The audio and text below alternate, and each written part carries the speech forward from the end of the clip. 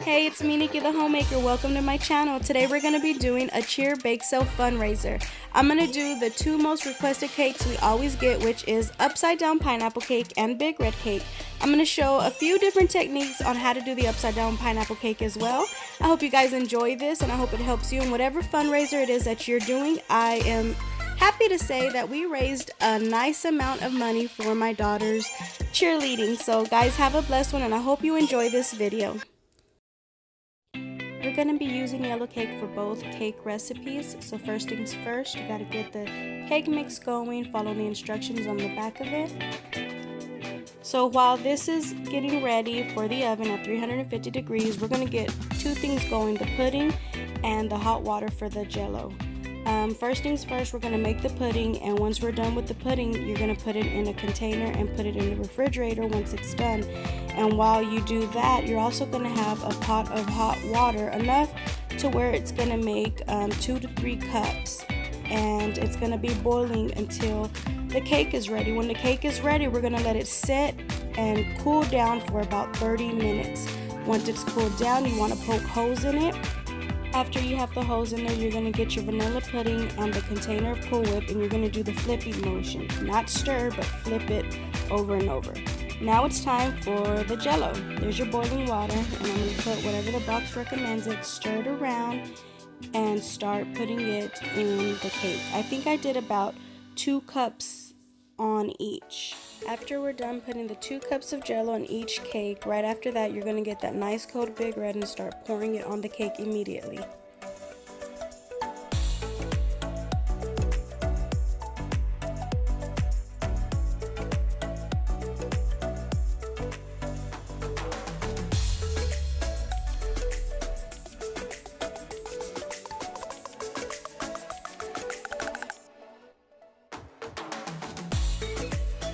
I poured 1 full can into 1 cake, and then I let it sit, and I saw some dry areas, so I opened up another Big Red and just poured it all over the 4 Big Red cakes that I was making.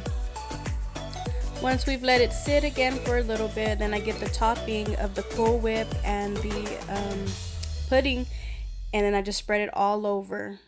And I try to use the whole bowl that I made, and on some of them I could, some of them I couldn't, but you just put as much as you want to on top of there.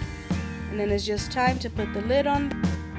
Okay, now I'm going to get this yellow cake ready for the upside down pineapple cake. I'm going to do 4 tablespoons of butter, and I'm going to put it in the microwave so that it can melt, and then I'm going to add 2 1/3 cups of brown sugar into it. I'm going to stir it around and get all the clumps out of it. Now I'm going to show you 3 different ways of how to do this, because I've seen people do it different ways, and this is my favorite way actually. You do not have to do it this way, but I'm going to show you this one because this one's my favorite. So I'm just going to stir it around, get all the clumps out of it, and make it look kind of like honey. The thickness of it, it's going to feel like honey, and that's what I'm looking for right now.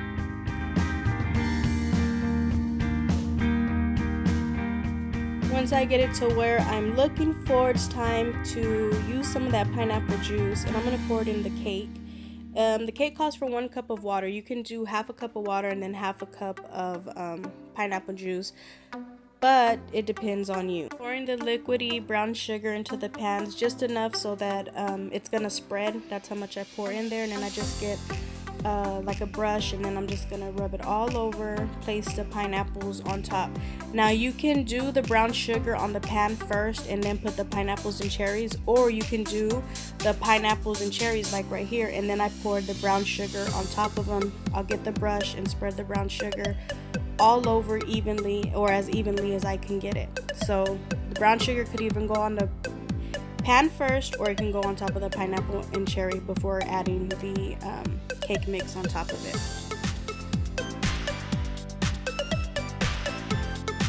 And finally, you've probably seen it done like this on other videos, and this probably is the easiest, fastest way to do it, just getting brown sugar, putting it on the pan after I spray it first just in case, and then I just spread it as evenly as I can all over, and I feel you can put as much as you want. I'm going to choose this much, and then you place the pineapple and cherries on top of the brown sugar, and then of course do your cake mix on top of that. And this is a way that I see it a lot on YouTube. So for me, either way is fine.